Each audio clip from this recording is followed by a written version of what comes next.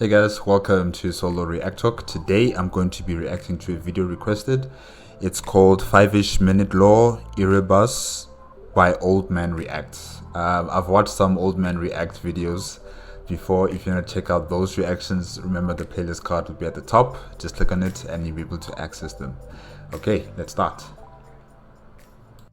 3, 2, 1, go. General Medicaid warning. The views expressed in 5-ish Minute Lore, the lore delivered in rants, are sanctioned by their scholar Progenium as excess-rageous. Prolonged exposure can result in loss of IQ, high blood pressure, random outbursts, and blunt force trauma to the skull, resulting in unconsciousness. Please consult your local physician for more information.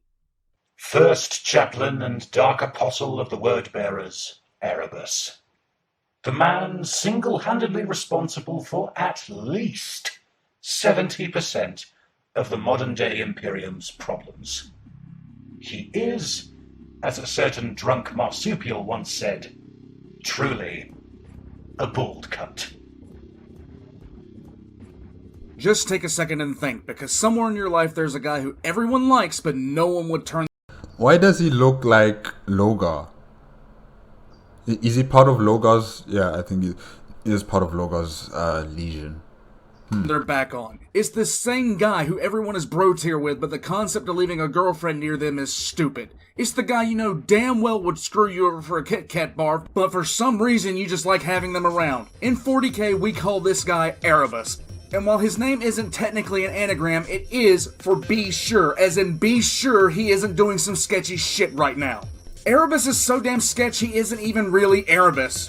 Some asshole kid was born on Colchis, and he wasn't exactly a scholar. The one thing this boy was known for was being an absolute turd who figured out his calling in life when he was torturing small desert animals. From small desert animals, he graduated to making friends, screwing with them, and causing mayhem, which eventually he got caught doing. His parents, who knew they were raising an asshole, tried to course correct and give him an example to follow. The example was this excellent student who was pious and respected, and his name was Erebus. Turd Boy thought the best way to be like Erebus was to strangle him, steal his identity, take his name, and take his scholarship, and go and become a priest. So Turd Boy, now Erebus, found himself just screwing around in the planetary capital Veridesh, turning friends on friends. But okay, but the people who knew Erebus before, wouldn't they recognize that this guy is not Erebus? I mean, you're all part of the Legion. I'm sure someone would have recognized that this guy's not Erebus. Anyways. And just being a general ass clown when suddenly he has a vision that lets him know that the four gods of chaos thought that he was just the bestest boy ever. It was at this point his penchant for being a devious little shit found good old-fashioned religion, because it's one thing to be a complete asshole for the sheer lulz, but it's another thing entirely to be a shit and know that the gods are smiling down at you for it. When Lorgar's faith in the one god took over Colchis, Erebus had gone underground before coming back into the light as a fervent, at least in public, supporter of the new faith of the one god. At this point, the Emperor landed on Colchis, and of everyone on the planet, there was only one that didn't immediately feel the urge to facepalm onto the ground, and that was Erebus himself. He did it anyway, but that's because he was trying to fit into the crowd at that point. Erebus almost pissed his pants because now he saw the reason for his existence. Time to do some sketchy shit. Doo-dah, doo-dah, hope I get away with it. Oh. No, stop. Up until that point, he had gotten his rocks off by getting friends to punch each other and making family reunions awkward as shit. But this was a calling to fuck shit up on a galactic stage. He was one of the first native Colchisians to be made into a new stock of space marines.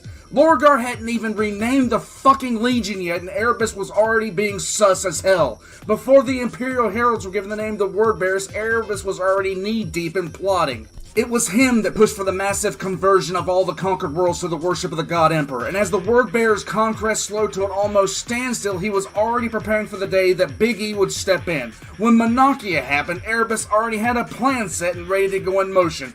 And within only a few years of Monarchia, directly under the nose of Custodian Guards, Erebus had converted not only Lorgar himself, but most of the Legion to the worship of Chaos.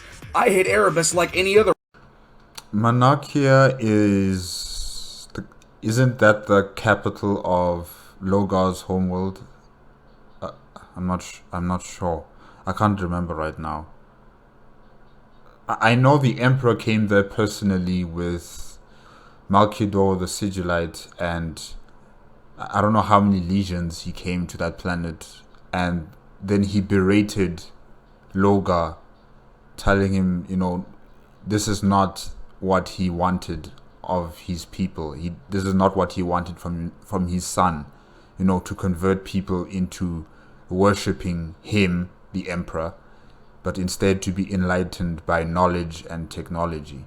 And Logar didn't do that. He made them into these religious, worshipping people, and the emperor, with the legions he brought, destroyed the city, and he made Logar watch it happen. So Erebus was there the whole time. He was the one who was influencing Logar to become this person that changes other people to pray to the emperor. But I thought Logar had this urge within himself because of the religious background that he has. I didn't know that Erebus was the one who was influencing him to also make other people worship a god. Yeah. Let me stop right here before I start confusing myself. Yeah. A right-minded individual, but by the Emperor, talk about a long game. The planning and execution of this was so meticulous that there were only a handful that were actually suspicious of his motives, and by the time those motives got revealed, it was way too late to do anything about it. Let's view his greatest hits before the kickoff of the Horus Heresy, because frankly, in the up-to-bullshit department, he looked at the Alpha Legion and said, "Hold my beer." It was him that organized the war with the Antics by stealing an artifact known as the Anathame. It was him that turned the secretive warrior lodges of many legions into hotbeds of chaos worship and sedition. It was him that gave the Anathame to Eugene Timber, the planetary governor of Davin, who was then corrupted by Nurgle and rebelled, eventually wounding Horus after Erebus himself had manipulated Horus into personally leading the attack. Immediately after the fact, Erebus is the one that took advantage of the emotionally compromised Sons of Horus warrior lodge to send Horus to the Snake Priest Temple, and it was Erebus himself that oversaw the ritual and was the spokesman for the ruinous powers. And after Horus... Man, Erebus was... Wow. He was having a hand in all of these things, in all of these shenanigans and betrayals and just dark scheming. I guess maybe the Chaos Gods really invested a lot in him as well before they started investing in Horus and, his eventual civil war with the Emperor of Mankind. Okay, wow, Erebus was everywhere. Return, Erebus planned out the entirety of the Isstvan III campaign to purge loyalist elements from the traitor legions right alongside Horus. In fact, he was so good at hiding how absolutely sus he was being that anyone who did think he was up to something was actually on Isstvan III when the virus bombs fell.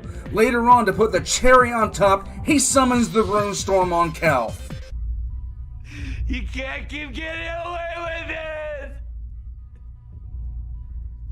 Lorgar might have been the one that was the figurehead for turning everyone, but in reality it was this little prick who spent his days and nights scheming so hard that even Alfarius probably started taking extensive notes. It was at this point where everyone now was decisively aware that he was a scheming little bastard. Even Horus, as hyped up on strippers and blow that he was at that point in the heresy, figured out that Erebus was full of crap. But then, like most people who get really full of themselves and scheme on top of scheme on top of sus on top of scheme, he eventually started screwing up on a massive scale.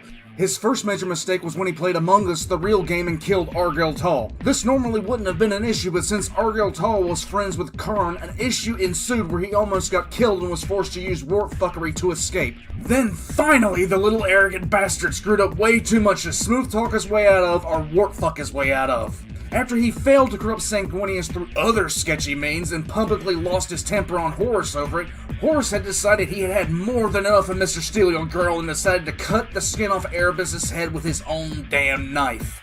After that, the only thing we know about Erebus, so far, is that despite taking less than 100 years to completely screw everything up, he spent the past 10,000 trying to get rid of Corpheron, who's the other thuck-witted shit given of the word-bearers that helped to corrupt Lorgar after Monarchia. But make no mistake, if one were given a bolter with 2 rounds and put in a room with a helpless Lorgar, a helpless Corpheron, and a helpless Erebus just prior to Monarchia, it would be wise to shoot Erebus twice. and then beat him with the gun until the damn thing broke.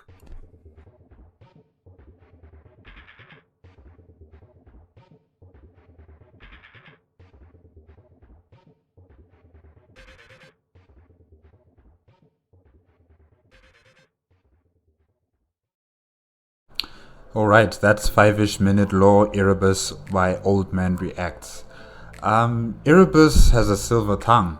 He has a silver tongue. He has capabilities of, influencing other people to make them do his bidding. I mean, even Primarchs, powerful Primarchs like Logar were influenced by this Space Marine, out of so many who have the ear and the attention of their Primarch, Erebus, sorry if I'm pronouncing his name incorrectly, has the attention of Logar, and he has the attention of Horus and whoever else was, in a far more higher station than him. I mean, wow. Really, I just wonder how was he able to convince all of these people to do these dastardly things, and he gets away with it so many times. Like, he's one of the chief architects of the entire catastrophe of this civil war that was created. Like, really, it's amazing. It's just amazing. I just can't get my head around it. Because, the different Primarchs, they have their own inner circle of captains and other Space Marines who are important to them, right? So why didn't they object to what Erebus is saying? Shouldn't it be like a majority rule kind of thing, where if the rest of the inner circle is against your specific idea, then maybe the Primarch will go with the majority? But instead, they've been listening to this one individual for so long. Wow. Okay. Maybe I'm not giving him enough credit, Erebus. Maybe because I'm still very much sketchy about him. I don't really understand how is he able to do all of this, really. But maybe I need to watch more videos on him to finally understand him much more better. But yeah, guys, that's it for today. If you like the video, please give me a like, comment, and subscribe to my channel. Click on notification bell if you want to be up to date with my latest videos, and I will see you next week. Bye bye.